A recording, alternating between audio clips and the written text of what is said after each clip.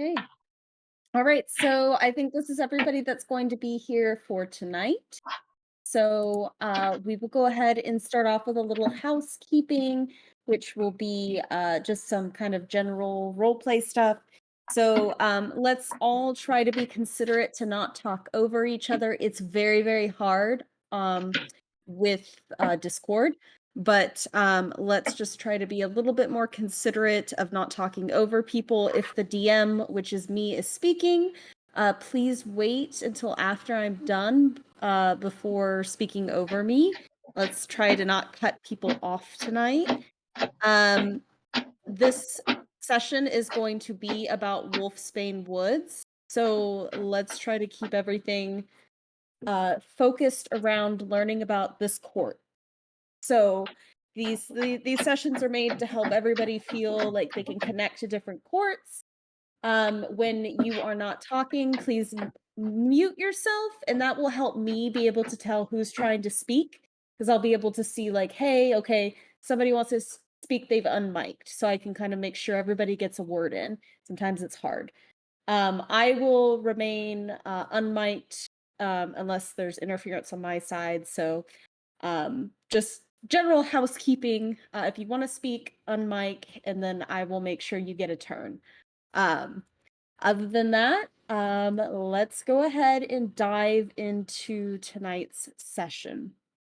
So you all have left the topsy-turvy carnival of Foxglove Glen. And you were alerted to a hunt happening in Wolfsbane Woods. There's a lot that goes on in the courts that is usually intermingled to the seasons. While each court is perpetually in a certain season, seasons still happen throughout the courts, even if we don't feel the effects of those seasons in our particular court. So we enter into Wolfsbane Woods. The party is surrounded by these very soft, swirling mists that just kind of perpetuate this very old and ancient forest. You can feel the life of ancient trees here, all covered in moss. There's this delightful smell in the air of kind of wet soil and moss just kind of floating about perpetually. To humans, this would be very eerily and very spooky, but to the rest of y'all who are all Fae, this is just a very beautiful scenic mist to you all. It doesn't hold any kind of menacing properties or anything like that. It's just this kind of gently swirling mist. My denizens of Wolfsbane Woods, um, how how would you like to greet the newcomers to your court? The floor is yours. King Lineak, would you I like w- to say something? yeah, I welcome you to our woods. Um, this hunt is one of our closely held traditions, but in light of the summons from Queen Meb, we decided to invite representatives from all fairy courts to join us this year. Fowlon, how does it feel to walk in your court's grounds again? You've been kind of all over in everybody else's courts lately. How does it feel to come back into your court? Feels comforting and familiar. It's almost like when you've gone traveling for literally in this case for forever and you finally get to walk back into the doors and it's just the smell of home and familiarity. Do you remain in your animal shape or have you taken human form? I remain in human form just for simplicity's sake. Okay. As you begin to kind of peruse back into your court leisurely, you see many denizens of the woods beginning to walk about in groups. You don't see any groups that are maybe lower than maybe three people. And as you guys begin to make your way to the heart of the forest, you see this old wise woman with gray hair wearing an assortment of bone necklaces around her neck. She is standing in this like next to this great huge bonfire that is sending these tendrils of smoke way up into the treetops. And you see several of the kind of knights and stuff like that stoking the flames and adding more of the heavy logs to them. Somebody is chopping wood. And she kind of looks up as you guys come, and you can see that her eyes are completely white. She is blind, but she seems to see you anyway. And she gives a smile and kind of urges you all to come to the fire. And as you do, she smiles and goes, "Oh, I can see our beloved guardians are back." And as she says that, you guys see Lorcan coming right up behind his twin. And she kind of gives a nod to the guardians and a nod to the king. He goes, "Please tell me who has come to the hunt. I smell new friends amongst you. And I smell, is that food? Somebody's been cooking. It smells delightful." All right, maybe we shouldn't do the unmic and mic thing. We're just getting lots of dead silence. All right. If you guys would like to say anything, let's just go ahead and unmic. You know what? Fuck it. If it's chaotic, it's chaotic. But yeah. Yeah, it's okay. Let's just you know what? Just unmute yourselves. It's fine. Chaos is fine. I'll deal with it. Um yeah, no. That was a failure on my part, but you know what? Early on lessons. All right. Would anybody like to say anything to the wise woman? Would you guys like to do anything while you're at this bonfire? You have a moment of reprieve before you are going to be cast into doing a task. Rain kind of steps forward and nods respectfully to her and is like, "Thank you for welcoming us here."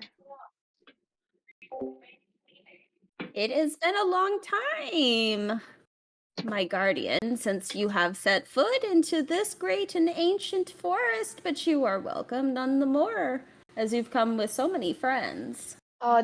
Deirdre steps forward too and does a more like formal sort of bow, like she would any um, person she's never met before, like a fist over her heart, like bow, and introduces herself as the Queen's right hand, Lady Deirdre of Nightshade Alps. Well, thank you for joining us, denizen of Nightshade Alps. Carrie kind of steps a foot ahead. Like she's beside Zarina, but she steps a foot ahead and she does a small bow, like having her facing the wise woman, but she closes her eyes and introduces herself as Princess Katie of Mountains, and her wings slightly open a bit when she does a bow. They kind of like flutter open a little bit, just slightly. Serena bows with her princess and then quickly tries to look around and sort of like looks at who might be the person to ask at where the food is. Yeah. You see that there's no food like out yet. The smell seems to be permeating from this chef-like character. You're not sure, but the wise woman kind of points over to him. Is where the food is like it's just like smells so good. I don't even know what it is, but there seems to be a chef in the mix of this group now. Zarina becomes a cartoon cat and floats on the air on the scent. Chef Monk, what have you brought with you that is so tantalizing for all of these guardians and royalty? My deepest apologies. I did not realize that my scent was causing such a stir. I have brought with me some gulab jamun. They are effectively donuts, but designed to be orbular to give the best mouthfeel for all those who enjoy it.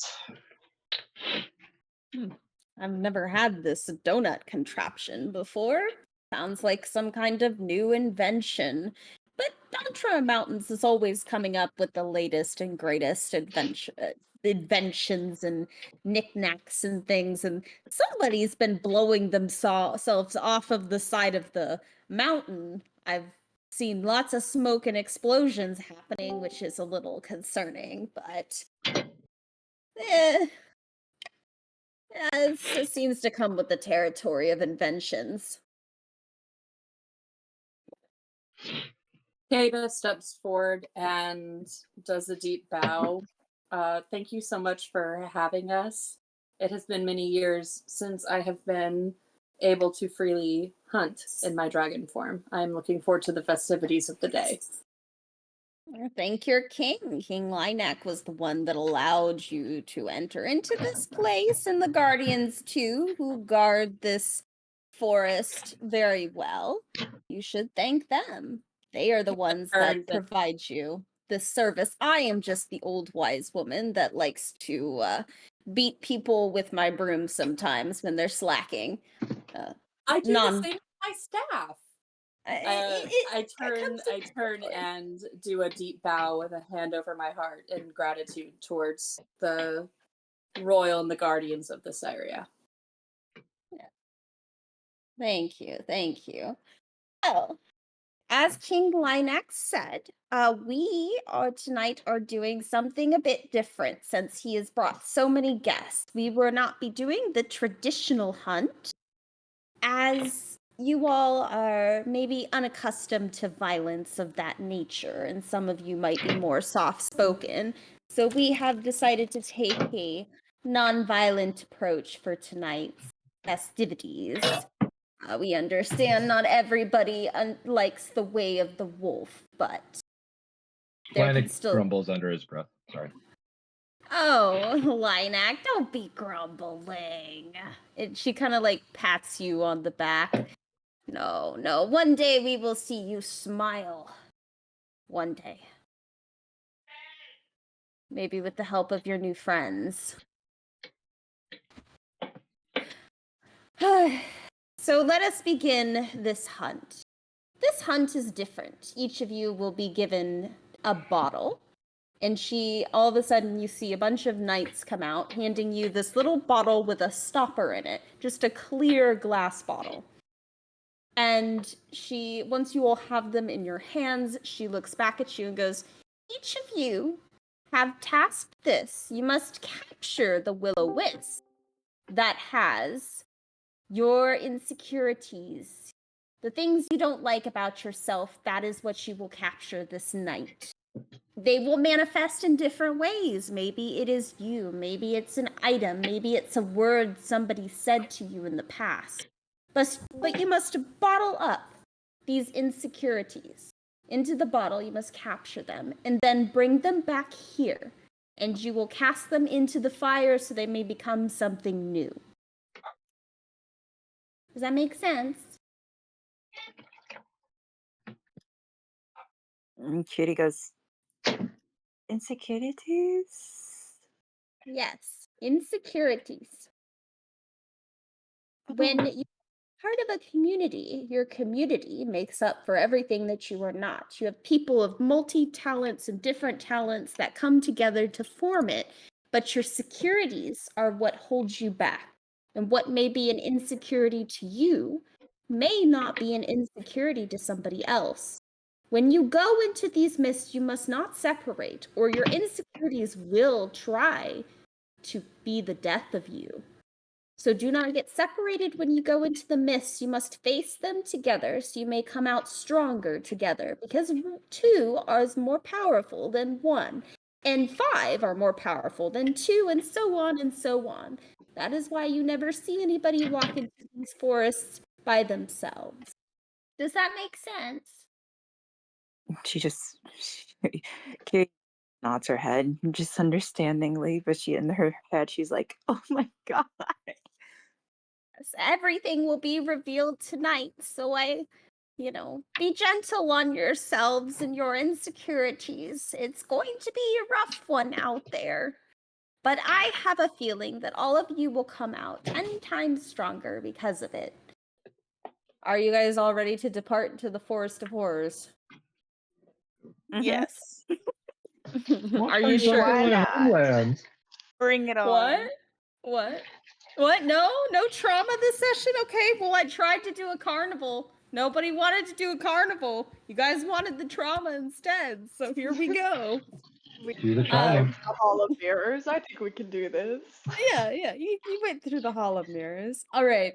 So you all have your little tiny glass bottles with a little cork stopper in them.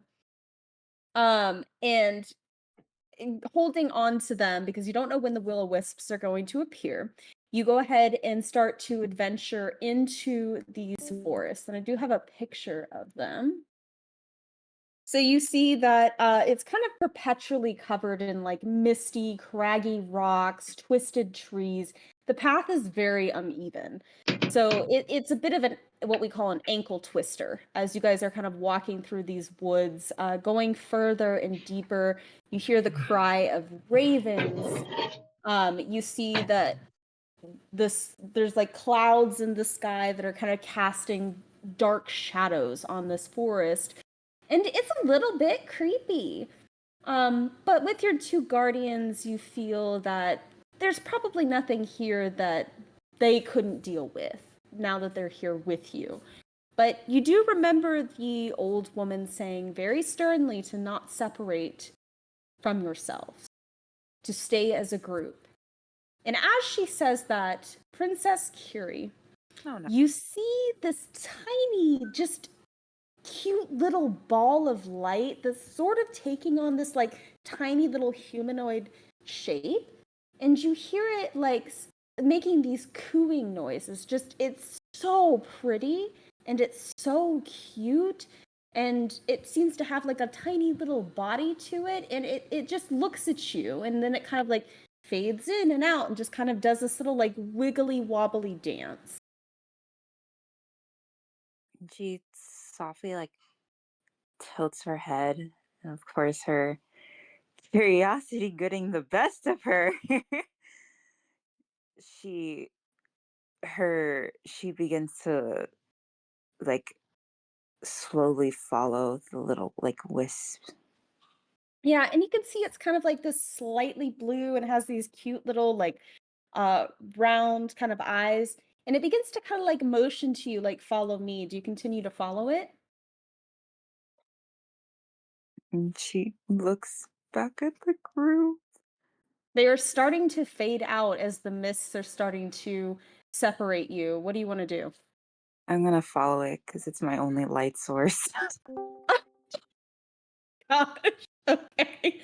The rest of the group, as you guys are looking around for these will-o-wisps, you realize to your horror, Princess Curie is gone. Exactly Rain what will I come back told you not to. to do. Rain actually turns around and starts to try to walk back towards her. Okay. Yeah, you kind of retrace your footsteps, which kind of leads you back to a spot which split off from the rest of the group. This kind of like deer trail, if you will. And Curie, as you get closer to this will-o-wisp, it comes like right up close to your hand. Do you touch it? She almost like backs backs away like flinches because she's had experience of like touching unknown things and passing out. um she doesn't touch it, but more or less she leans her face in a bit more. It comes right up to you and touches your nose, and your insecurity manifests. What does that insecurity look like? um Basically it is uh a a fey boy her age. um she is like shocked when she sees it. Okay, I didn't think it would be a boy, but more or less she's starting to get So you start to get kind of nervous. Are you getting kind of flush a little bit? Do your ears burn? Like what does a nervous look like for you?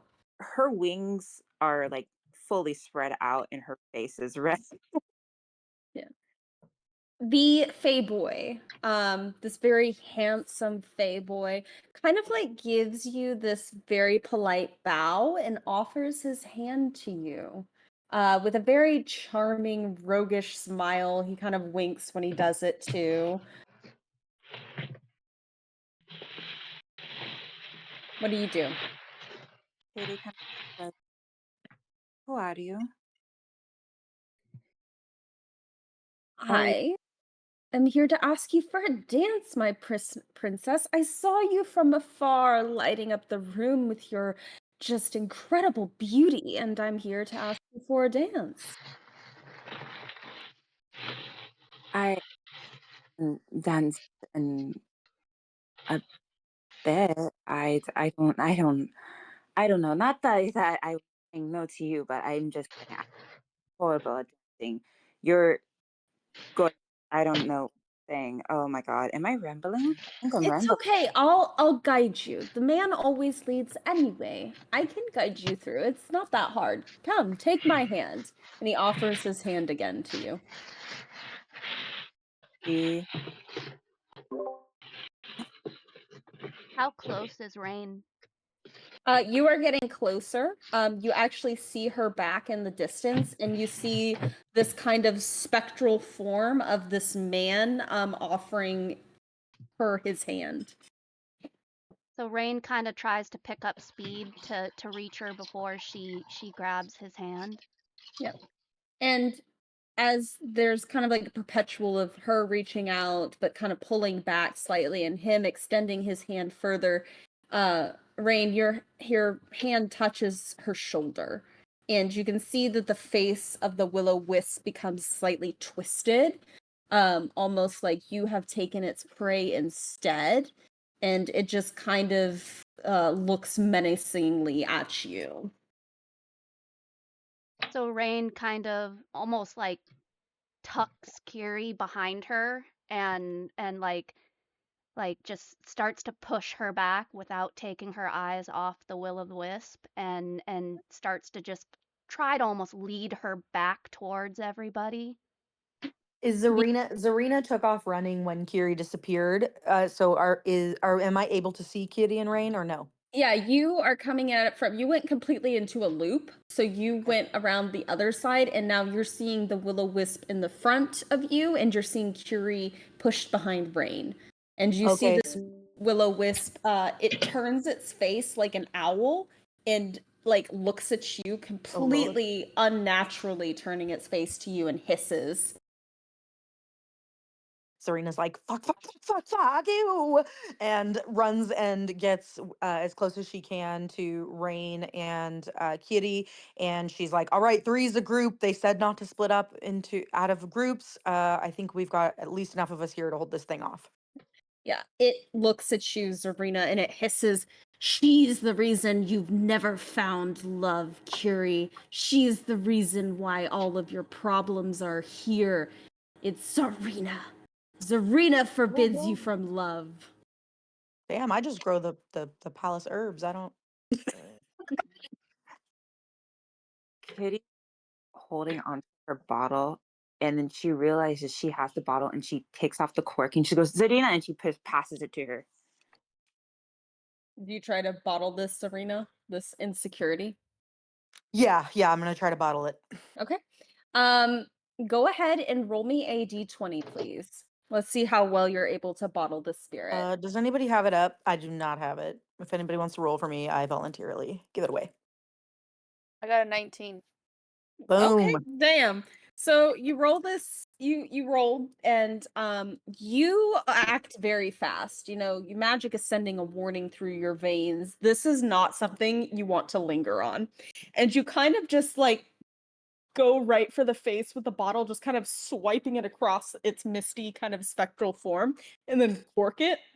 And in the bottle, you see these tiny little like firefly dots in the bottle, and the spectral form vanishes, and the insecurity with it also vanishes. Okay, and then I would just quickly throw an arm around Kitty and kind of like lead them back and make sure that ask her if are you okay? Are you okay, Kitty? She's just nodding, holding onto her hand, and she goes like, I don't know what happened. One minute I see a light, and then I'm following it, and then there was a guy. My insecurity is a man. I don't understand what's. Well, I don't know about that, but I do know this. I would never keep you from love, Kitty. So whatever that will o' the wisp was talking about, we can have a discussion on this later if you'd like, but I would never ever do that to you. I want you to find love and I want what's best for you. Let's get back to the group. You guys eventually find the group looking pretty panicked that 3 members of the group have up and vanished, and they have been trying to search for you without splitting the group any further and causing mass hysteria and panic. And as you make it back to the group, um, who am I going to pick on next? Let's pick on pick on King Lineac, actually. Haha. As you guys begin to kind of get together, don't you give me that grump. Don't give me that grumble. As you begin to make your way back to the group, again, you see this little blue spectral form with 2 bright eyes pop up, touching one of the trees. And it kind of like oohs and ahs, like almost like in the spiral guttural language that none of you can really understand. And it makes direct eye contact with King Lineac, ignoring everything else but staring at him. And you've seen nobody else has seen these spectral will-o'-wisps until now. And now it's looking directly at you. What do you want to do about it? What do you want, Wisp? I don't have time for your games. It just kind of stays there, looking a little bit shyly at you before kind of like appearing and then reappearing a little bit further in the woods, like trying to lead you further in.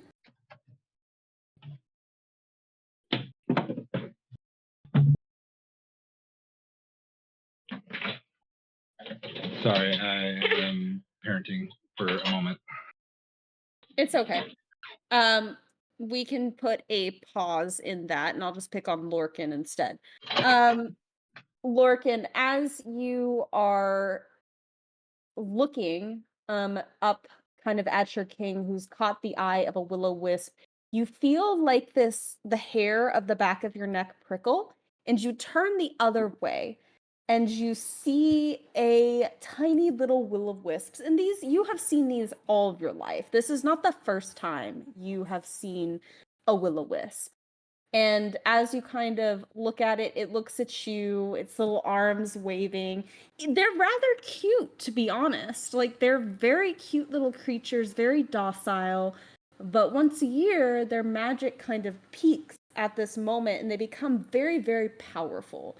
Powerful enough that usually people avoid the forest, but the wise woman has sent you in instead to deal with your insecurities.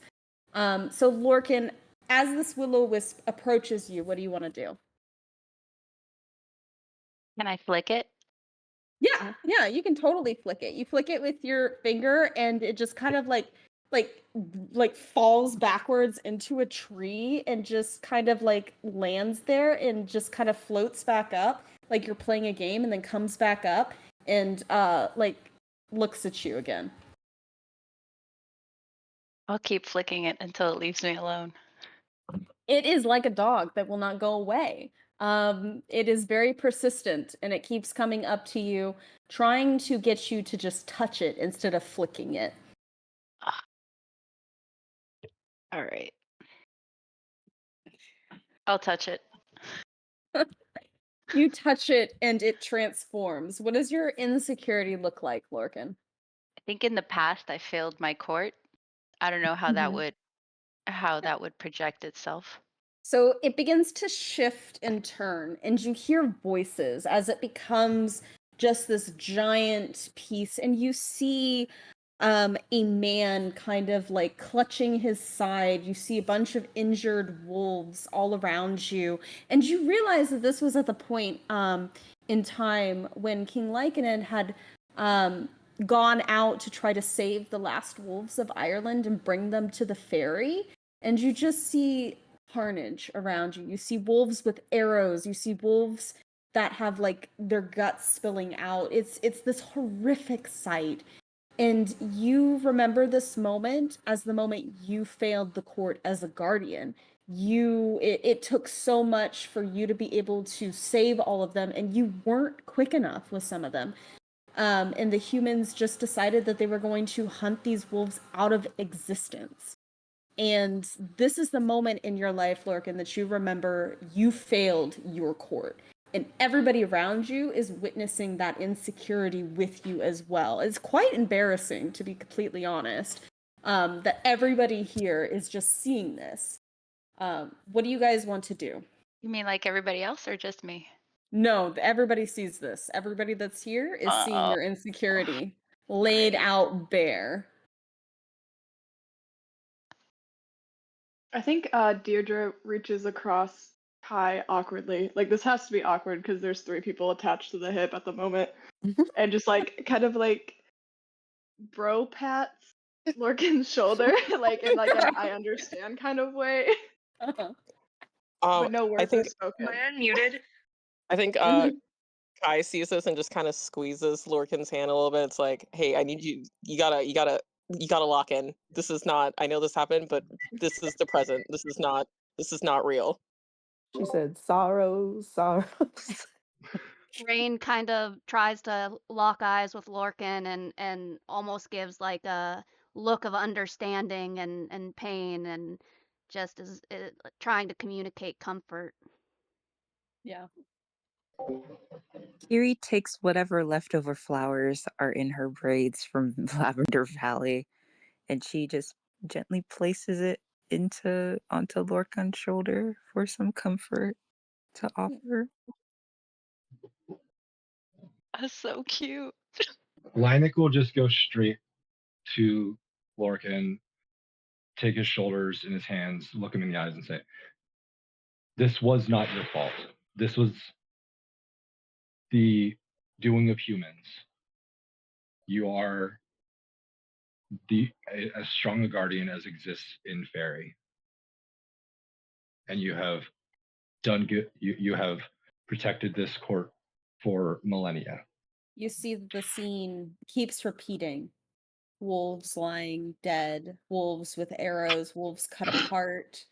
And the scene is going to keep repeating until you try to capture your insecurity, your failure, the pain that came from failing all of these wolves. Although the pain is great, feeling everyone's support around me strengthens me.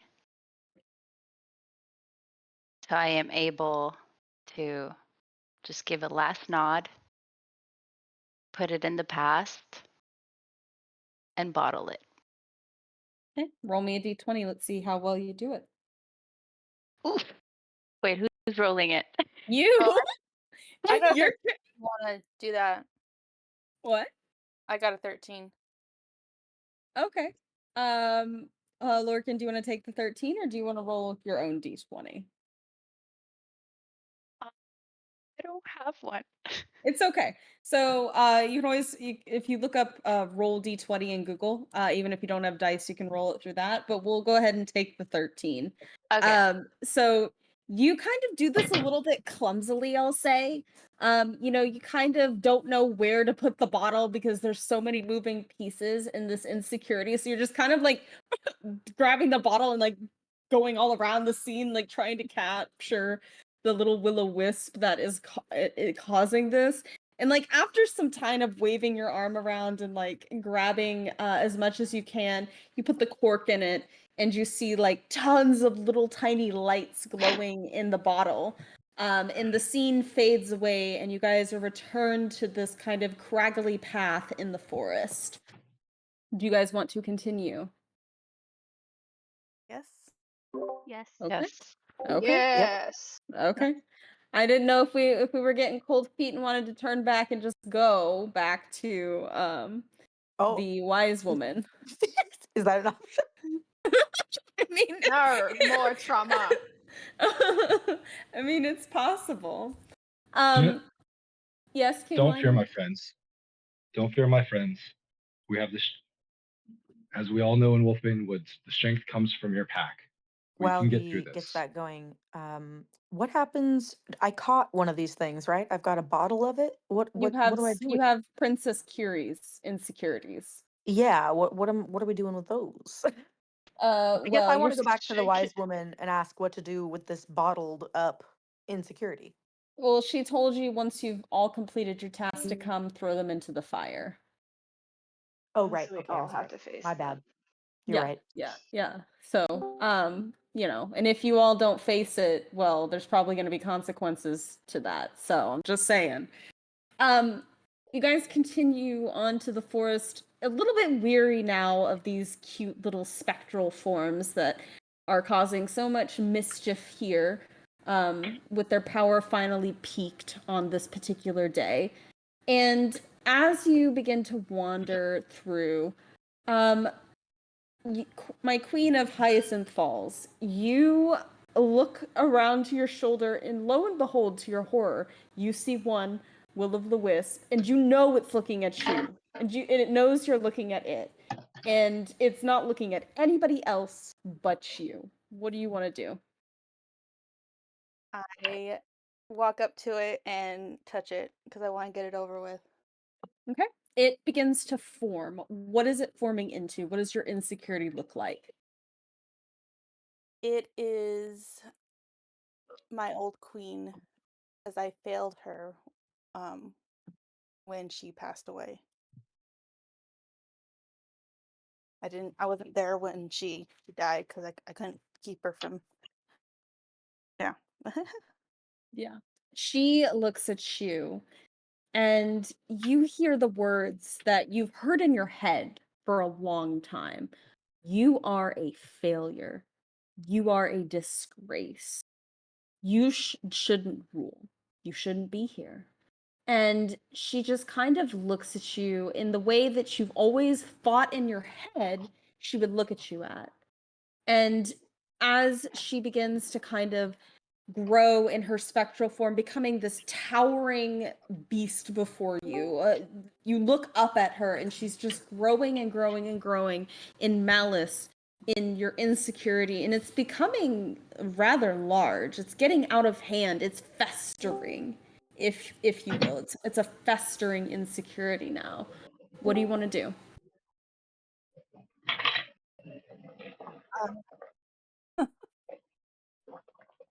Zarina yells out, "Use the bottle!" I Mikey can fight it. with Tita by my side, I stand firm and I tell her that I did all I could and um I'm a good and I'm always going to be doing the best for my court. You try to like push the bottle through her leg, and it's not collecting anything. She's growing bigger and bigger. She's going to get to the size of a dragon, and you look up at her head and you see the will o' the wisp, its spectral form for just a moment, almost doing a victory dance. Like it's too tall for you to get it. And she is just growing abnormally large, and you can see the trees are beginning to whine and creak as this insecurity is just manifesting larger and larger, and it's going to attempt to stomp on you. What do you want to do? I transform into my dragon and fly up to where the will-o-wisp is. Try to Okay. bottle it. up there. Yeah. You kind of use your clawed hand and you kind of swipe the bottle through its face. Go ahead and roll me a d20. I got a 16. Yeah, you do this as best as you can without shattering the little glass bottle in your hand. And you capture that will-o'-the-wisp as you kind of swipe it across the forehead where it was finding solace at. And you put the cork in the bottle so it cannot escape. You kind of fall all the way down very elegantly in your dragon form, kind of curling around the trees until you're back on the ground with the bottle in your hand. Ooh. Do you transform back into your human form or do you stay in your dragon form? Yeah, no, I'll transform back. Okay. Yeah, this kind of like air of like magic rushes from you as you kind of return back into your normal self, holding the bottle with that's full of light. This insecurity is so large that there's no space in between the little pieces of it. It's just a full light of like bottle. It could be like a lantern at this point. It is so bright. Kata offers to carry it for her queen as she embraces her in a tight hug. Do you let Kata hold it for you or do you keep it? Um, I'll hold it because I know I need to be the one to eventually get rid of it. Mm-hmm. Yeah. I tuck it into the bag next to on my side. Okay. Yeah. You all continue this walk into the forest, wading through the mist, and it's some time again before you see another will-o'-the-wisp. Something might be avoiding you at this point. Word's kind of gotten around that you guys are trying to capture them, and they've become quite shy. Now that you have managed to stuff a few of them into bottles. And as you kind of look around, trying to find another will-o'-the-wisp that calls to you,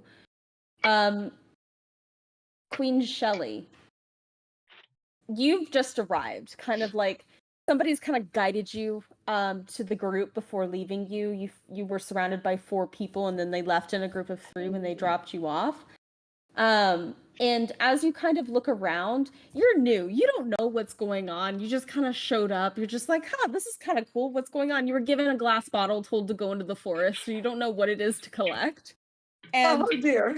as you kind of finally regain being a part of the group, Queen Shelley, you kind of look over your shoulder feeling like something's watching you, and right behind you you see this little spectral blue thing waving to you, asking you to come to it. What do you want to do?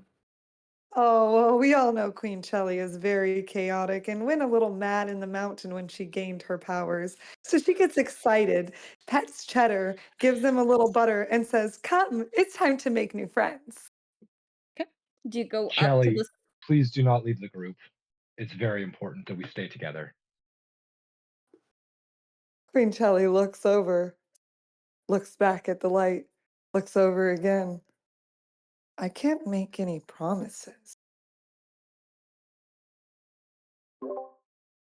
My queen. Rain actually eyes Chelly and kind of moves closer just in case she darts off in order to follow so that, she won't be alone. Yeah. Queen Shelley, Leinik will this. look over it.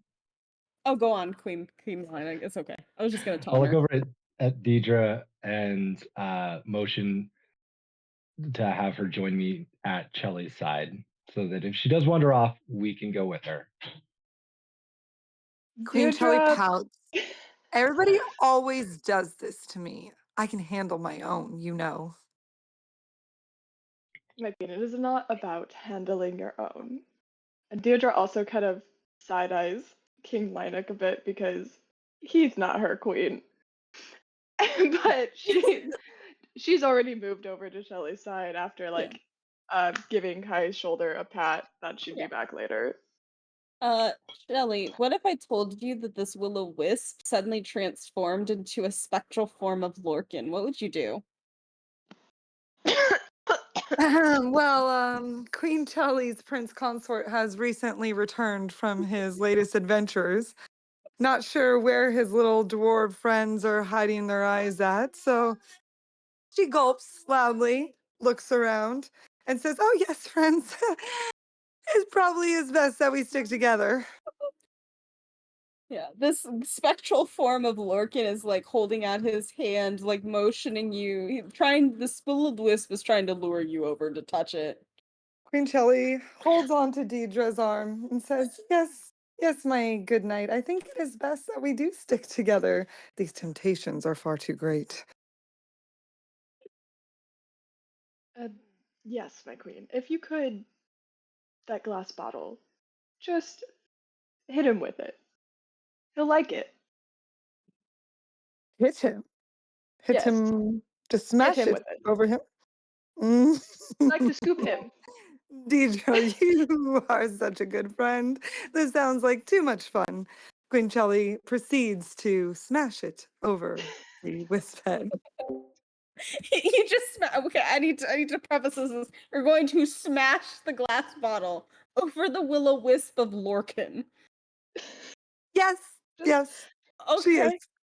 Okay. Okay. Yeah, you just kind of like smash it into his face, which obviously is kind of wispy and translucent. And you just kind of like capture that will-o-wisp, and then you see Daedra like pop the cork into it real fast. And then you see like this tiny like will-o-the-wisp that just like shows like a tiny version of Lorcan in it. Just like let me out, let me out. And yeah, now you have a miniature form of Lorcan as a will-o'-the-wisp. So You have gotten me the best gift. I absolutely love it. Queen Shelly grabs it and shakes viciously up and down while giggling and clapping her hands. yeah. And Lorcan, you've heard your name several times, but you're just kind of like, it's probably nothing to do with me. And as you turn around to look at this, to Queen Shelly, who has just arrived, you see a teeny tiny version of yourself in this will-o'-the-wisp bottle. Lorcan chooses to ignore it. I would too. Um, yeah, so congratulations, Queen Shelley. Your insecurity is now Lorcan, I guess. So uh no, we're not gonna feed anybody Totally to missed the Kaya beginning of today. this role play and had no idea that's Sorry. what the wisps were. So my insecurity is now in the form of Lorcan trapped in a tiny vial. Yes. Yes. I mean, at least it's a very good looking insecurity. It's true. It's true. Because you didn't touch it, so it didn't become your insecurity. It just tried to lure you with Lorcan because it didn't know any other way to try to get you to touch it. So, instead of it being your insecurity, it's just a little version of Lorcan screaming in a bottle. So, uh, take that as you please. Um, My queen, may I entrust you to King Lymic for the rest of our journey now that you have accomplished your task? Queen Shelly pulls out her flask and says, "Yeah, you know, it's Sunday." 5 o'clock somewhere. If Queen Shelly's drinking, I'm drinking too. Pulls out a flask. Yeah. You begin to finally make a little bit of movement as you begin to walk further into the forest. And as you do, the will-o'-the-wisp that seemed to be interested in King Linek, it's kind of elusive. Like it's by the tree, but it's smart now. They've tried the seduction route, that didn't work. They tried to make themselves big, that didn't work. So now they're being a little bit elusive, but you do start to see a bunch of will-o'-the-wisp further into the forest. What do you guys want to do? Rain kind of keeps walking. Hunt 'em down. Hunt 'em down. Queen Shelly thinks this would be a fun drinking game to play. Why am I slightly terrified? You know, We just go around, play a game, and then we drink and chase after the wisps. Isn't that a delight here in the fairy realm? I mean, do you want to die? I mean, because the will We the won't be wisp. dying, we'll be hunting them. Okay. Kitty kind of My dear queen, they are hunting us. Hmm. Which is why we have to reverse the roles. Uno, reverse. Very well. Just watch my back. And Lanik will go off path. Okay. Yep. An off path is really hard on those not accustomed to this very rocky terrain. Like it is slow moving with a group this large, kind of like making sure that nobody gets a twisted ankle. Some people are a little bit more adept to walking in this kind of tundra than others. And it's just kind of grueling the pace that you're going at now, going off path, off this kind of deer path that was made by animals. Um, but you all are together, and the will o' the wisp keeps leading you deeper and deeper and deeper into the forest. And with it being perpetually almost like sunset, there is no real darkness over this forest. It's just kind of like the same, and it becomes very grueling. But the will o' the wisp keeps going further and further and further until you have been walking for hours and hours, and you're getting kind of hungry and you're getting kind of tired, but they keep pushing you further into the forest, almost like they're playing with you, trying to get you tired so you can't fight them back. This has Kitty. been fruitless. I have an idea. Everyone hold back, and I'll go forward alone. You told me that we have to stick together, and now you think you're gonna go off on your own? You at This is least my have to take a realm. buddy. This is a buddy system. Rain All kind right, of Am I'll I tell you what, working? I'll take Cheddar. Cheddar kind of looks up at you. He goes, "Wow, I'm like I'm like a knight now, right? Yeah? Yeah, if you're gonna You take are me." officially an esquire of Wolfsbane Woods. Oh, damn, look at me collecting the titles, Queen Shelley. I'm moving up in life. But your home is still my favorite. And And you see Cheddar try to like walk, and then he trips and falls and gets stuck in a hole, and he just kind of looks up at you, King like, "Yeah, you're gonna have to carry me." of course, my friend. And Linek, anticipating Cheddar's presence, produces a bar of butter from his pouch and offers it to Cheddar as he picks him up and puts him on his shoulder. Yeah. He just kind of uses his two fat paws, and his paws can't touch anymore because he's so fat, but he can hold the stick of butter because that's enough space that he needs to be able to eat the butter while holding it with his cat paws. And he's just like eating it now as you carry him. So you're gonna go try to lure out one of the will-o-wisps, King Linek? I am going to try to lure out a will o' the wisp. I will use myself as bait. Okay, Rain yeah, actually and Rain, oh sorry. go ahead, Rain. So Rain actually uses her powers to pull the shadows into herself to be able to follow without appearing behind him. All right. So you do this King Linek, and it works. As soon as you're maybe like shouting distance away, they can still barely see your form in the distance, your cape, and your cloak. And they can barely see your cloak, and there's kind of like mist fading in and out. So it's a hard visual. But then and there does the will-o-wisp finally appear in its blue spectral form, and it kind of coos at you, reaching out its hand so you can touch it. Let's get this over with. I'll reach out and touch it. Okay. What does this manifest into? What do we see? um,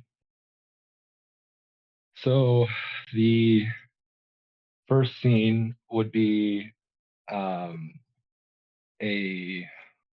large hall with human, just a large amount of human corpses, including children.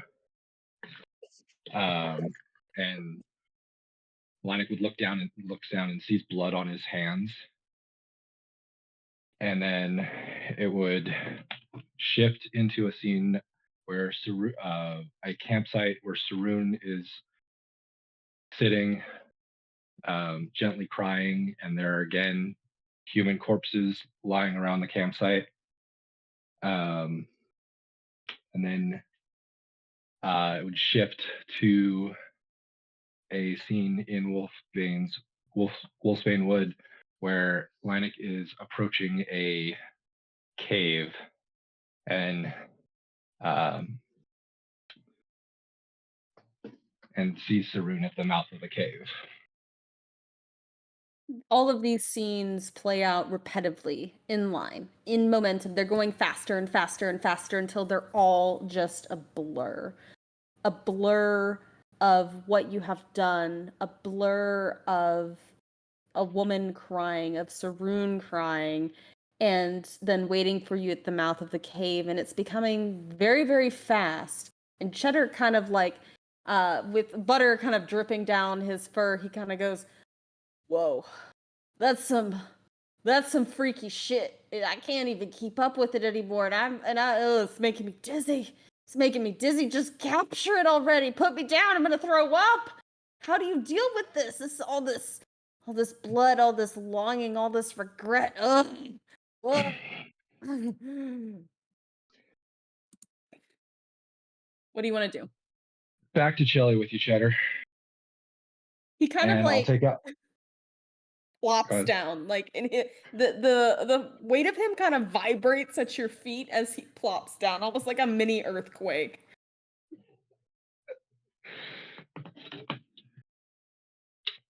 What do you want to do?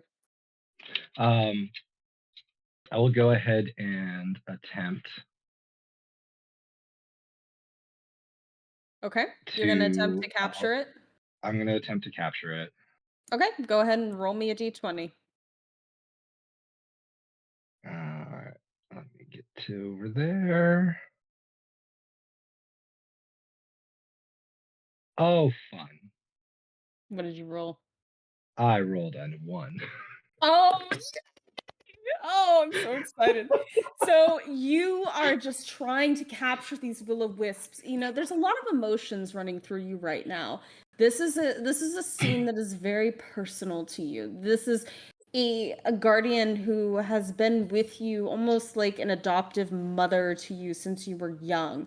And seeing her cry, and then seeing her at the mouth of the cave, and then seeing the blood, it's very traumatizing to you. Watching the scene over and over again, and you're almost like throughout the scene not trying to hit Saroon through it. You don't want to capture her. She's not the problem. Like, the problem is your guilt. The problem is your longing, and you're trying to, but you cannot capture it.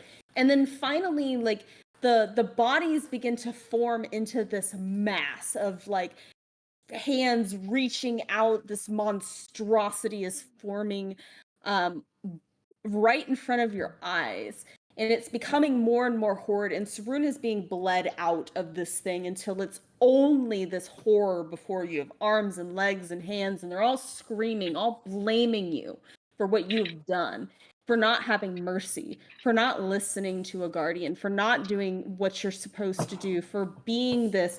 And you are alone. Cheddar is not there. There is nobody here, and they are going to try to drag you into the roots of Wolfsbane's woods. What do you want to do?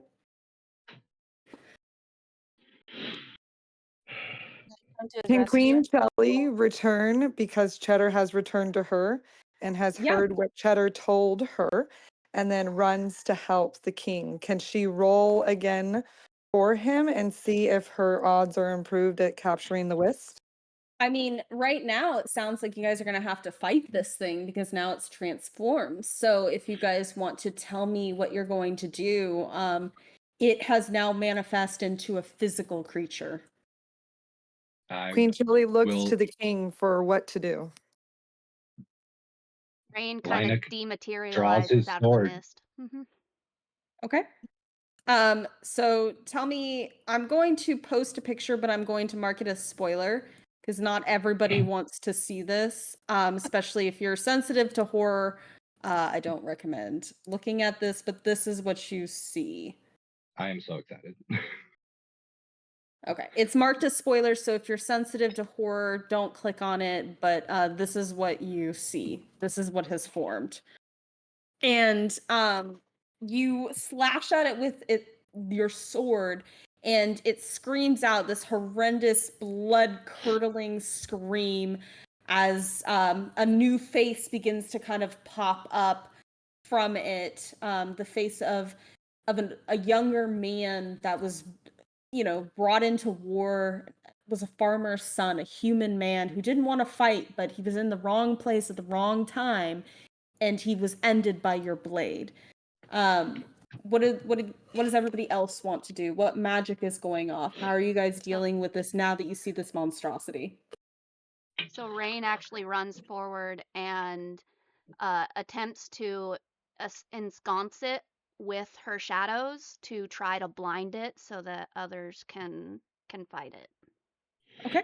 Yeah, you fire off this magic from inside of you, and all the eyes kind of shut, screaming out as now they are bleeding. Does anybody else want to do anything? I will transform back to my dragon form and try to entangle it. Okay. So it Yeah. can Yeah, you kind of begin to squeeze it, like snaking around it, kind of holding it. You see Chef Monk throw a donut at it to kind of throw in a donut to one of the mouths, and it just kind of like eats it and screams at the same time as that sugar seems to burn its skin and it begins to melt away. And you all begin to fight it in your with your magic, with your forms, and finally it's beaten down again. And what's left of it as the flesh begins to melt away, as the hands begin to go away, as the mouths begin to go away, is a crying Saroon. Do you try to bottle it now, King Lineck? Um, whew. Uh, First, I think I fall to my knees and drop my sword. Um, but yes, I will try to bottle.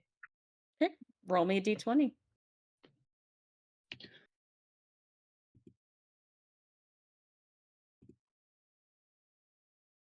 That's a 16.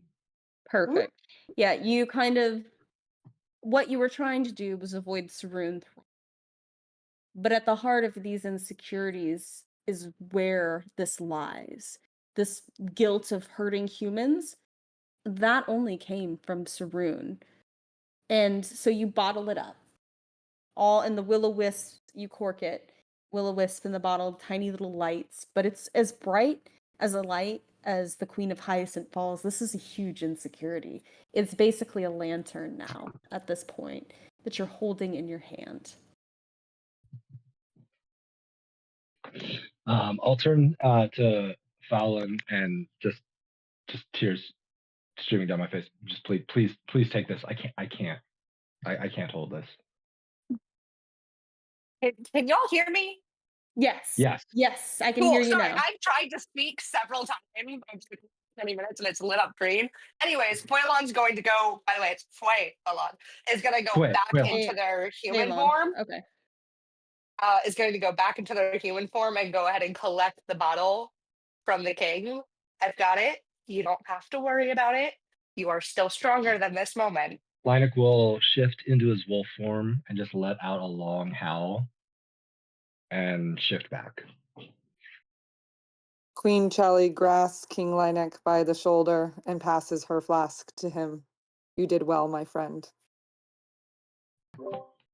And Rain kind of drops down beside him and pats his shoulder, and it is all right.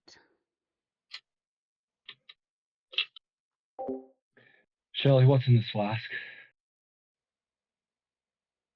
Oh, good ale, of course, and it's a King, I'm little afraid you probably magic don't want the guide. answer to that. Yeah, Something we strong, might hopefully. have mixed some things into it. It tastes sweet as berries, but be wary. I prefer the bitterness of beer, but oh well. and he'll go bottoms up. And We he drains your flask. we all know sweeter drinks have stronger alcohol content, so Yeah, he's gonna be on his ass in about 2 minutes from now. Sounds good. Oh. That's where he wants to be. He's on his knees right now. That's the next step. You're on your knees, then you're on your ass. And that's where you should be.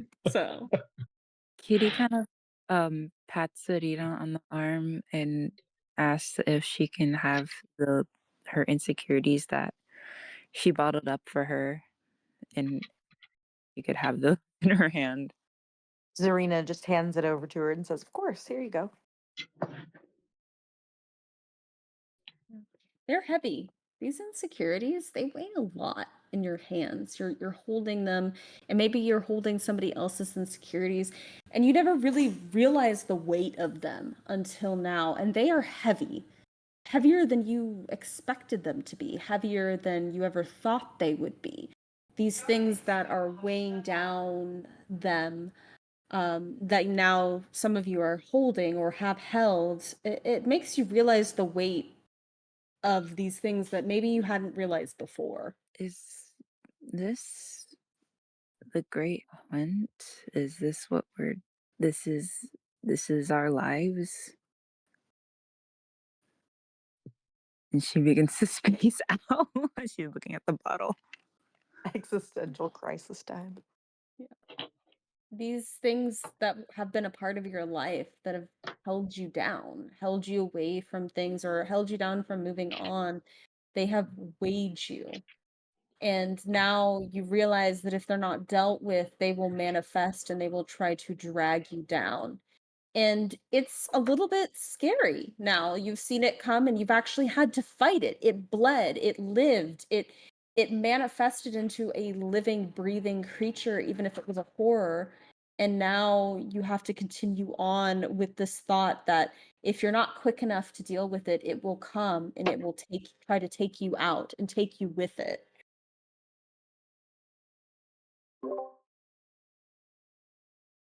Would you all like to continue, or do you want to go back to the safety of the fire? I'd like to Ray continue. continues. Okay. Continue. Okay. You begin to walk in the forest, but now you know that you cannot walk as a group. You have to lure it out. Who wants to lure out their insecurity next? I will. Okay. Arizona, you realize what King Linek had to do, and you two go out further, but still close enough to where they can see the back of you. And like clockwork, a will-o'-the-wisp appears, glowing, this beautiful, cute thing that just becomes something so much stronger than anybody ever really knew it could. Do you touch it? Yes. And what does it transform into? The fear, the insecurity of being able to protect others from my father. You see this will-o'-the-wisp shifting, darkness bleeding out of it, just escaping until it's this thing larger than life. And its presence is crushing. This darkness is crushing, and you see all of your friends trapped inside, everybody you ever loved, everyone you respected, and they are just being crushed slowly, their life energy seeping into the darkness, fueling it, making it stronger. Their terror, their screams are only fuel for the festering of it. And you know, looking at this thing, you cannot defeat it by yourself. You are not strong enough to deal with it. But it has been a weight that you have carried your entire life, that you have hidden your entire life. And now it's manifested here for everyone to see. And you know, looking at it, there is just no way one person can deal with it. What do you want to do? I call for help. I call for help. I hold the pendant that Zarun gave me so long ago. Kata immediately flies over to help. Linek is on his way. Yeah. Immediately. And Rain too. as you are surrounded, you cry out for help. And before, help was never answered. You've always been alone. This crushing, horrible feeling inside of you. And then you feel a touch on your shoulder, and you turn and you see Haida.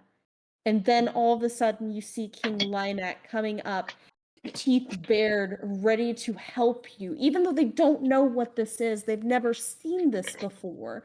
And then you see another one, and another one, and another one, until you are surrounded by what you didn't even know was your community. These people that have no idea how to fight this, no idea how to deal with this great evil before them, but they so fearlessly run to your aid. And your hand is shaking as you are clutching that bottle, this fear before you, as all of this community has shown up now to support you. Do you try to capture it now? Yes. Okay, roll me a d20. 15. You, with your shaky hand, you feel a resolve as magic is fired off, as they are using everything in their arsenal, from guardian to royal to knight. Everybody here is fighting for you. And you run that bottle against this impossibly long, deep darkness. And you shove that cork right on the bottle. And the bottle doesn't glow. It's actually filled with this darkness that you can't see what's inside of it. It is so dark that you can't even see the glass anymore. It doesn't glow bright. Your insecurity is the darkest black. And the scene vanishes, and you feel a comforting hand on your shoulder. And you realize, maybe for the first time in your entire life, you are not alone any longer. Katie kind of looks at the group, but she puts her bottle somewhere on her dress that she could carry it, and she runs up to Arsiana, and she from the front she hugs her, because faintly she remembers someone helping her. She wants to return the favor. Arizona, holding the bottle, leans into Kiri, and it welcomes the support, the hug, and just whispers, "Thank you. Thank you to all of you."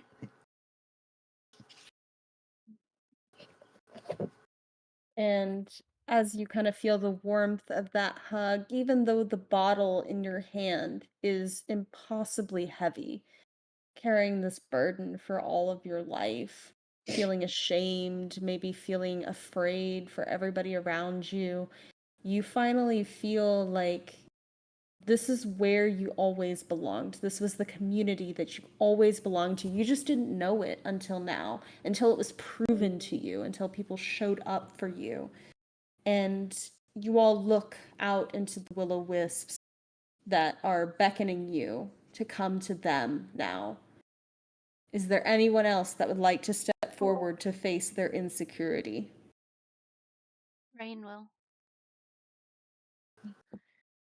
You go out and you I touch. did see Deirdre put it in the chat though earlier that she wanted to go. So I sorry, I was just making sure she was heard too.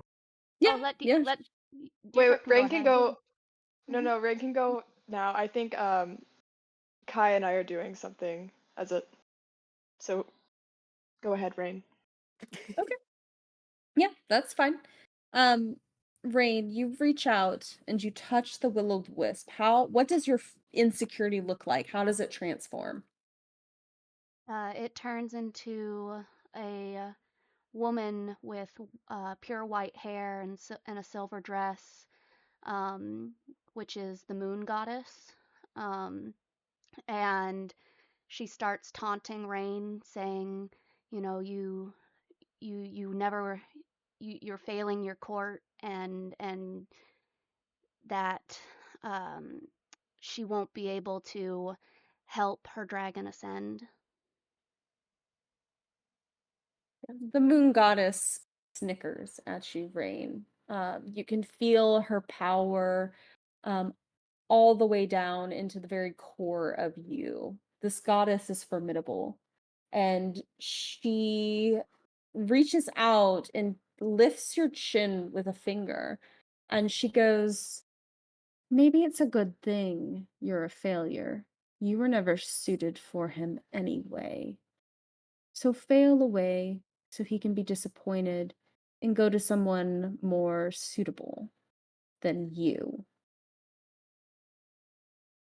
Rain kind of stumbles back, wide-eyed, and clutches at uh, um, the scale around her neck, and tries to grab at the bottle, but fumbles it and drops it. And it shatters as it hits the pointy end of a rock. And the goddess laughs at you. As I said before, as I'll say again, little fox, you are not suitable for the task. Somebody else is, but it's not you. So come be a part of the roots, come be a part of the moon, because that is all that you are ever going to be good for, is fertilizer. She kind of starts to step forward and is locked into the swirl of her own mind, uh, fumbling for the broken glass and trying to bring it back together. No amount of trying to stick the glass back together. Once it's broken, it's broken. Um, and you don't cry out for help. So how do they know to come and aid you? But the goddess kind of looks at you and goes, you see, you were always meant to be alone. The little lone fox. Use your power for good. Reinvigorate Wolfsbane Woods. Let your life force be siphoned off to the moon instead. I have better use of it than you ever will. So Rain actually, instead of calling out, she like blasts her shadows out from her, trying to call out in the only way she is comfortable doing, trying to get somebody's attention. Usana So sees it and comes and helps. Linek will also Kata rush to follows as Rain. well. Queen Shelly strides behind King Linek. Zarina too. Boys making their way over there. And you realize that somebody comes up to you, to your side.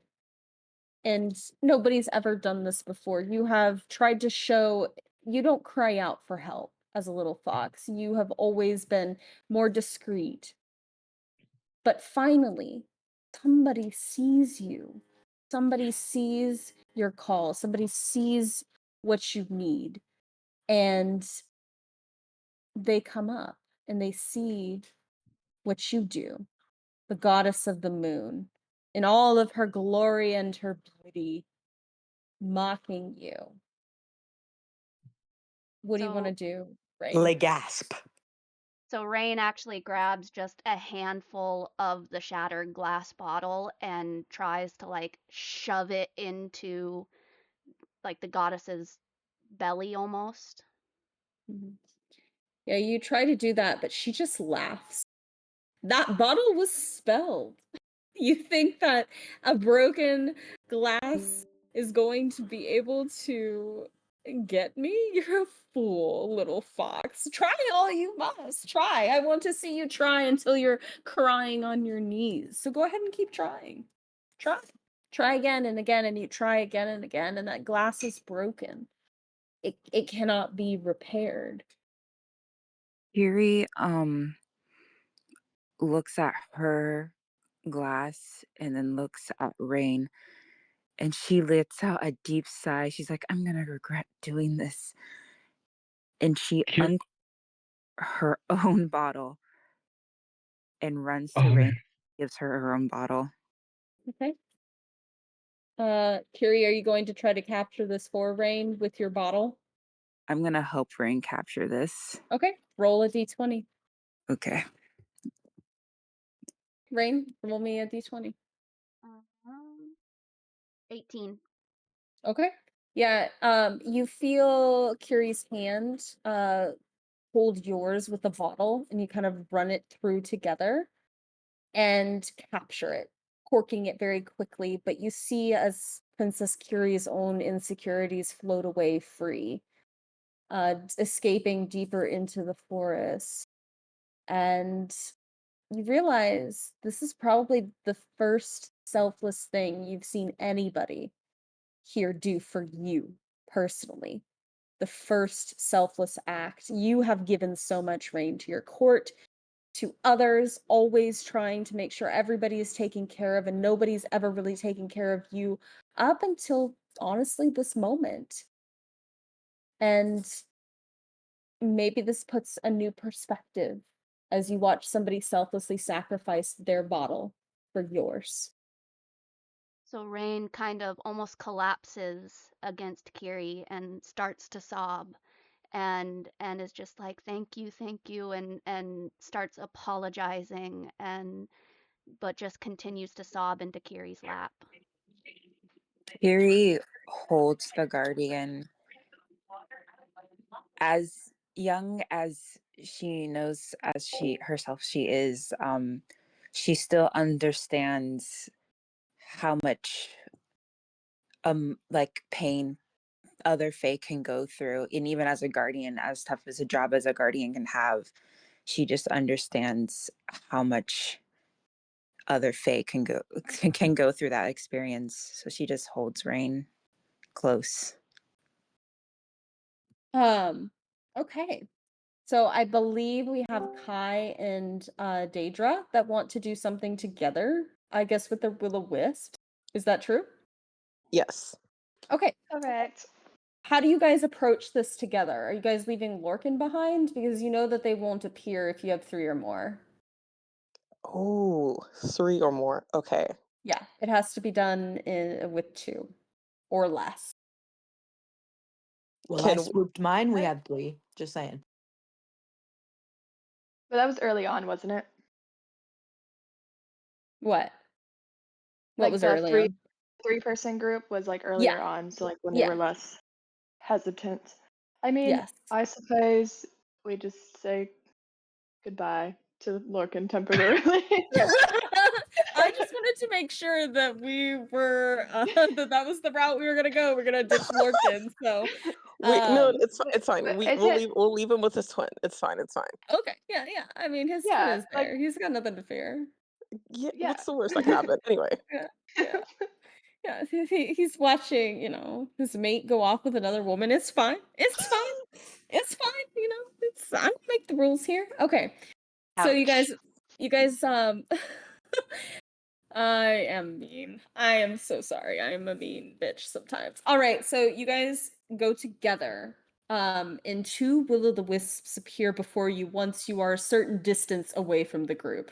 A little bit further now than before. Like you will have to scream if you need to call for help because the Will-O-the-Wisps are getting smarter at this rate. What do you guys do, and how does your insecurity manifest for the both of you? So we go forward. We're just like, you know what? We already know. We've seen this happen already. We know what we need to do. Um, Kai is like, I'm still holding Deirdre's hands, but I'm gonna go over and I'm just gonna punch mine.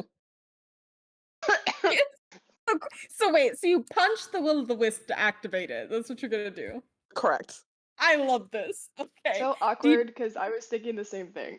okay, so Oh I'm my God, going to twist. say this synchronized happens. Like it's like you 2 are on the same wavelength and you guys decide to punch it at the same time. Like you punch it and your fist goes through the little shape and then it transforms before you as it does. What does your insecurities look like? So for Deirdre personally, it's a reminder of how she can be when her bloodlust is triggered, and like what could happen if she lost control, and how those closest to her would react or possibly abandon her if they discovered she was like this. Okay. And Kai, how does your insecurity manifest? Um, for her, she looks next to her and Deirdre is gone, and the entire floor is just covered in blood, and it's just her. Like there is no one else. She's just completely isolated, and all there is just blood on the floor.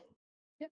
Deidre, as you are looking at a version of yourself growling and hissing and clawing for blood, you see that Kaya's eyes roll back to the back of her head, and she's in a dazed state somewhere else away from you. And your form, Deidre kind of looks up to you. She's like, smell. I smell they smell so good. Oh, you just have to let me have a taste. They smell so good. So good, so good. And she is going for Kaya, who's unable to defend herself, is going to try to bite into her ankle. I What are you feel gonna like do? in this scenario, Deirdre's protective nature would win out against her own insecurity, Okay. and she'd immediately be throwing herself into the line of fire, except biting, I guess, in this scenario. Yeah. Yeah. Um, sword ready. Yeah. So you throw yourself in the way, pushing Kaya out to the side, and Kaya kind of falls, unaware of her surroundings, and she hits a rock and begins to bleed on her arm as it's cut open by these jagged rocks. And the vampire bloodlust goes crazy. You are trying to fight off a raving mad creature who is clawing at you, doesn't care about the wounds anymore. You see the wounds healing as fast as they are being produced by your sword, this horror that will not die. And she is looking at Kaya, trying to get past her now that her arm is bleeding. The smell of blood is now perforating the air. Those that have heightened senses can now smell the guardian's blood in the air. What do you want to do? Hmm. Okay, so hold on. You said that. So there's definitely a guardian that is currently bleeding out, right? Yeah. Okay. Oh, geez. Me. Yeah, Okay. because your manifestation is being alone, covered in blood. And now your will-o-the-wisp has possessed you, is inside of you, and yeah, in that trance state, you got pushed down and you got a cut on your arm. Okay. But I physically I'm still isolated. I cannot Yeah, see you Deirdre don't even anywhere. know you don't feel any pain. You're just completely alone. You don't hear anything. Nobody is there but you. Like, even if you were to scream, nobody would hear you. I think at this point, Kai would just pick a like Kai would just pick a direction and just start walking. Yeah. You are, Oh, what? yeah. Well, I was You, gonna say for Deirdre, like seeing, because Kai was on the ground, you were saying? yeah, and Oh, was I? Just kidding. you just got up. You saw her get up and begin to Okay. just walk, and the blood is running from her arm onto the rocks. Yeah, And so like Kai Deirdre's, is what? Sorry, continue. I was gonna say Deirdre's turning their back on their will-o-the-wisp to use their bottle on Kai. Okay. Um, you see in kind of like out in the distance, other people are smelling that something has gone completely wrong, are running towards you. And you try to put the bottle to Kaya's head, and it's not going through. You're not collecting the will-o-wisp. Something has gone majorly wrong. Kaya is now stuck in a state, and you are putting the bottle to her head, trying, and you are being torn up, Deidre. Your arm is getting completely shredded and then rehealing and shredded and rehealing, and you're trying to fight off the part of yourself while trying to somehow bottle Kaya's station, and it's not working. And at this point, anybody that has run up to the scene, you are now here.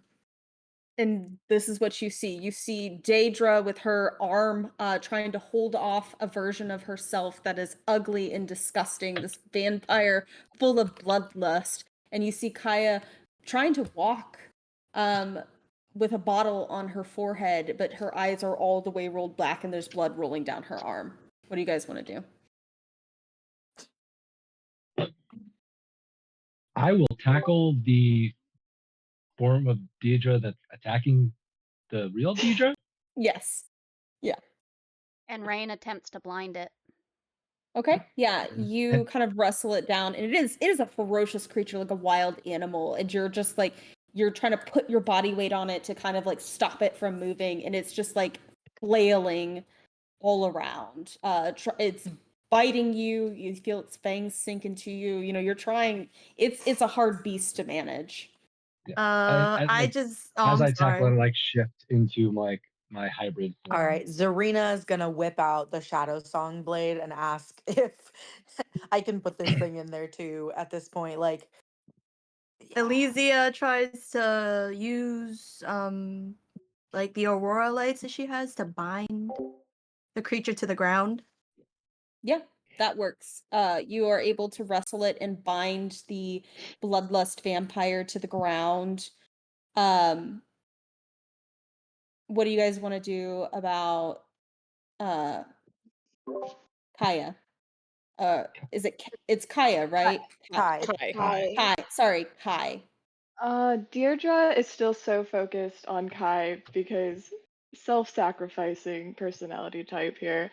This Hail Mary effort. So Kai and Deirdre have like friendship accessories that they exchanged if anyone read our latest RP. So Kai had given Deirdre a ring when they were kids, and so Deirdre's going to attempt to put the ring on Kai to ground her back to their reality that she's not alone. So I think once this ring goes on, I look at my hand and now has the ring that I gave you and also the bracelet that you gave me. And I think that does kind of like snap Kai out of it. And it's like, oh no, I'm not alone actually. No, I have a support system now. It's not just me. Um and I think I think now that Kai realizes she's just actively bleeding out, even though she knows what's happening with Deirdre, she's just gonna pull her into a hug and hold the bottle together. Go ahead and roll me a d20 with advantage. Yes. Okay, hold on. Well, I gotta beat myself for this. Hold on. The power of friendship. And then just tell me the number once you guys have rolled with advantage. Oh, am I also rolling? Yes, you both roll with advantage. Okay. Okay, Okay, you got a I'm back. 17, Whoa. and All right. what did you get? I got a 16. Perfect. It's like you guys are almost twins in this too. One of you just slightly got more than the other. So with this hug, you both kind of like move your bottles at the same time. And very quickly, with the spare hand of each of you, you guys cap each other's bottles and your insecurities. And they are now trapped within those bottles. Okay. What do they look like now that they're trapped? So yours, say your name again so I can get it right. Kai? Hi. Kai. Okay, cool. It takes me a second with my speech impediment. So Kai, your bottle looks like tiny little shards, like little tiny glass shards that almost sparkle like stars. And it reminds you of that alternate reality where you were completely alone, like a little like mirror. And they're just kind of floating about in that bottle. And then Daedra, yours looks like it's just blood. It's just a bottle of blood. It doesn't even glow. It's just blood. All right. I just start shaking my bottle violently. Like you hear glass scraping against glass, which is not the nicest sound. but that is what yours looks like. And as you all kind of get together, Chef Monk, you see a will-o'-the-wisps in the distance, and you know it's calling to you. What do you want to do? Chef Monk casually walks over, looks at it, and just pokes it in the tummy. It kind of like does this little Pillsbury Doughboy sound, like as you poke it, and it suddenly transforms. What does it look like? It transforms into an empty sack of flour. The bag of flour slowly about at eye level, and the opening of the bag starts to flap wildly and states in a raspy voice, "You will have a life devoid of any flavor, an empty, tasteless existence." And suddenly, as if like a balloon released, it shoots into the forest, making a loud hissing sound. You watch as this bag of flour with a mouth begins to just kind of like its little legs forming out of the flour sack begin to run off into the forest. And it's going so impossibly fast. You actually aren't sure if you could catch it at this point. It's just you're just kind of looking at it like, is it worth catching? Should I catch it? And it kind of like looks back at you. How high up off the Uh, ground is it? It's the size of a flour sack, right? It's about, mhm. yeah. So in theory, if a wolf ran fast enough, they could catch it, right? I think so. I think you could do it.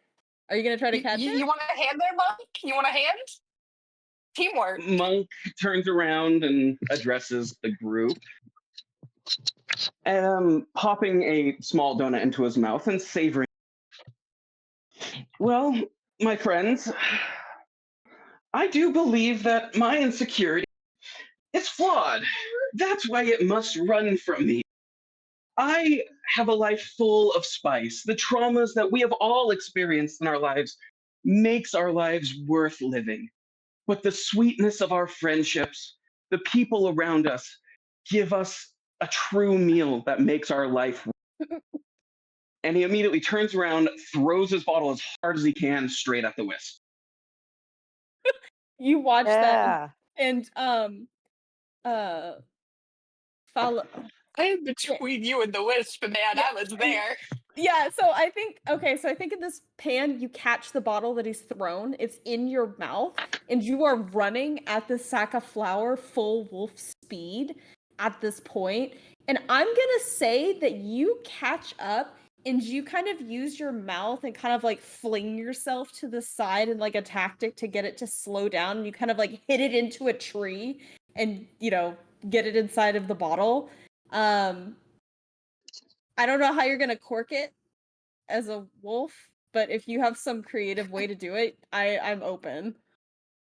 I'm just gonna, God, I don't know if you guys have ever, I think I have a video of one of the wolf dogs doing this, but just like have it in the mouth and then just tilt my head to the side so that the top and the stopper are smashed on the ground, like in a way that pops the stopper in. Slay. I've got my head tilted to the side and the stopper goes in. That's my Per- logic there. Perfect. I love it. I'll allow it. So you do this, and then you kind of trot back. And do you give Chef Monk his insecurity? I'm just gonna like bring it over and like gently put it on the ground in front of him. Like, if you want it, take it. And then I'll likely go back to a humanoid form because it's a Okay. little more convenient. Yes. Chef Monk, do you accept this bottled insecurity? It's just a vial of spices. That's all that it's different varied spices in that bottle. Well, I'm not willing to challenge my friends to a tasting competition, but perhaps some experiments on the flavor of this be warranted back at Datura Mountain.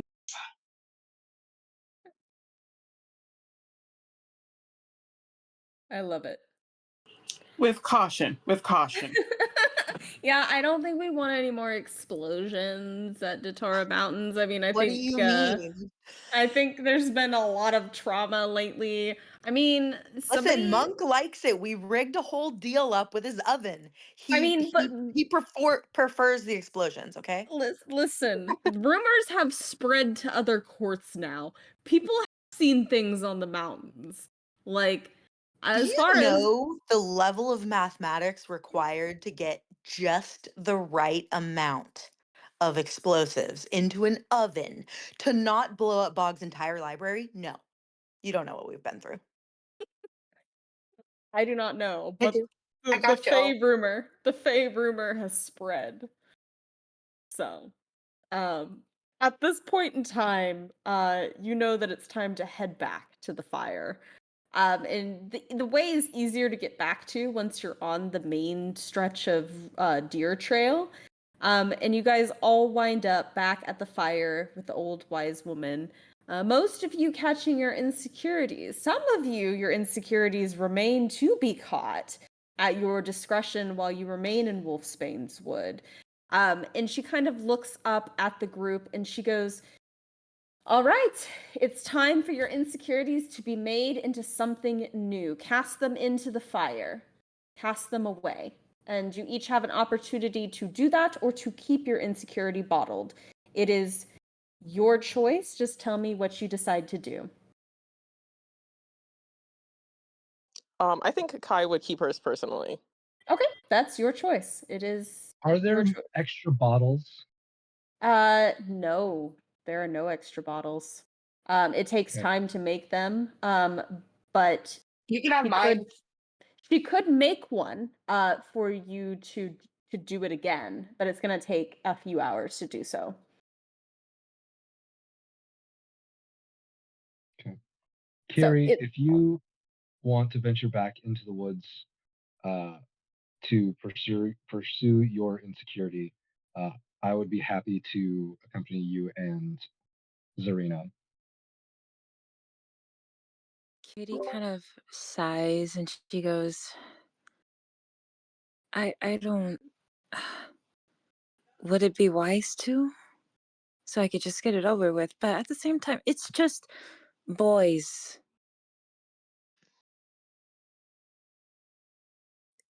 It's really. Harry, I think you might have taken care of that insecurity yourself. Huh.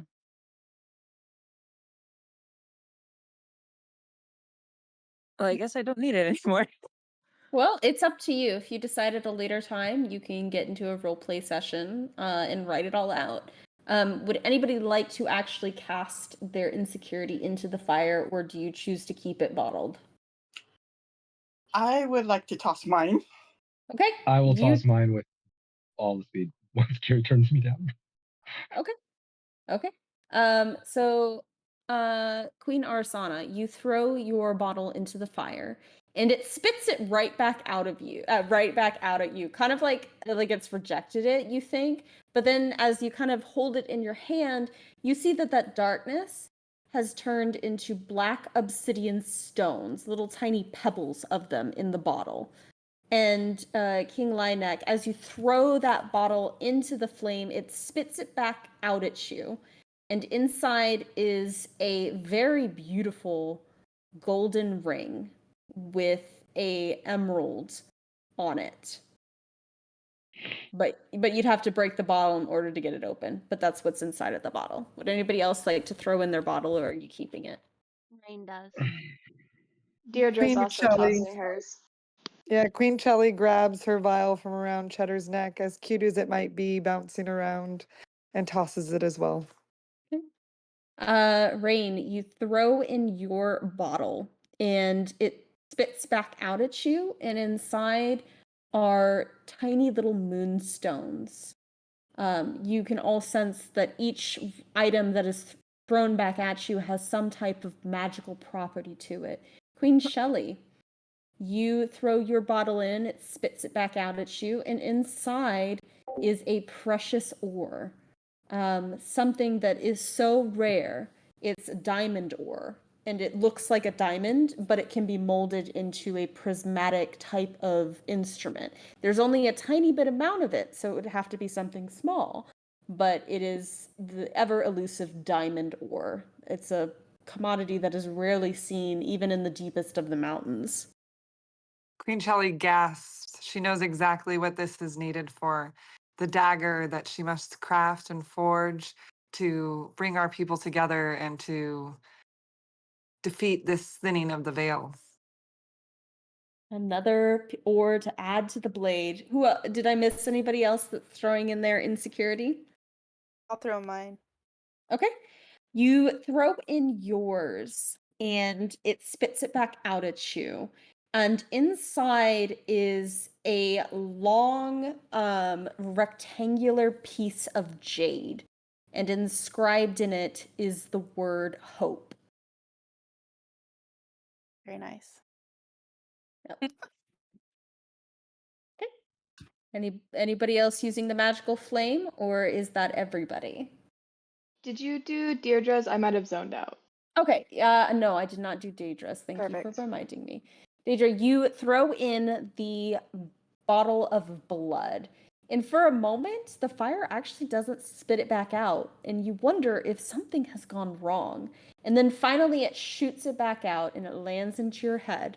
And inside of that vial is this kind of clear, prismatic liquid, and you don't know what it is. You can't identify it. Well, that's not suspicious. Yeah, you don't know what it is. It would take somebody to identify it for you, because even if you smell it, it doesn't smell of anything. I'll investigate that later. Mm-hmm. You I don't know think what it after is. seeing Deirdre throw hers into the fire, Kai is like now second guessing, and it's like, okay, I might throw mine into the fire as well. Okay. You tell me if you actually throw it into the fire. I am going to hover it over the fire, and then if nothing happens when I'm just hovering it, I'm just going to drop it in. Yep. You drop it in, and for a moment, it takes its time, and then it spits it back out at you. And you see this kind of pink swirling liquid, and then tiny little pearls dancing around this pink swirling liquid. And you're not quite sure what it is. It's a potion of some sort. But what kind of potion? You'd probably need an alchemist to identify it. Okay, and I just pocket it. Okay. Yep, it's yours. Nobody can really take it from you. It's a personal item, but yeah, you'll have to have somebody identify that if you want to know what it is. So, anybody else want to throw theirs in before we end tonight's session? Okay. All right, so if anybody did not get a moment to deal with their insecurity, you are still in Wolfsbane Woods for another 2 weeks. So you may just privately or role play in the role play channel out what your insecurity looks like and what it might transform into. That is open for 2 weeks while we are in Wolfsbane Woods. So I encourage you to explore its denizens, its guardians, and to kind of make those connections while you are present in this court for 2 weeks. And then after we are done with Wolfsbane Woods, we will be going to Lupine Cascades, where you will meet with the Duchess and Duke and Tala of that court. So you guys have some time to work through that RP if you wish, if somebody did not get a turn or arrived late and wants to do that. So. All right, so I think that will be the end of tonight's session. I hope you guys had a lot of fun. I hope that you are able to make some new connections and friendships. If you decide to chase after your insecurities, just make sure you go in a group. Don't go by yourself and don't go in groups of 2. So. Yay! Thank you, everybody. Have a good night. Yep, have a good Have a night. good night, everyone. Thank you. Thank you, Ashley. Bye. Yep, Thanks, Ashley. and let me see when the next And thanks, Ashley. Wolfsbane, for is. hosting. Thank you.